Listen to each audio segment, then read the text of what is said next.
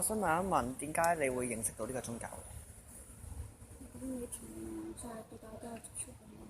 哦即係有接觸呢樣嘢新年啦、夾咩重陽啦或者端午節啊嘛，你都會接觸到佛教啊嘛。咁咪會覺得係咯。哦好，咁我想問，你覺得呢個宗教信仰帶俾你啲乜嘢？求個安心咯。哦。即係有陣時你好 confuse 嗰陣時，你咪嚟問下，即係問個安心咯。OK，好。再好。同埋我想問你點樣可以喺日常生活中實踐出嚟？實踐出嚟啊？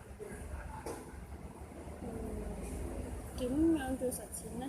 即係話你可以喺平時生活中點樣即係做一個佛教徒。哦，有啲佛教咧，咁佢就會某啲日子咧就會禁食嘅，或者係飲水嗰一日，就齋飲水，或者係淨係食齋咁樣嘅。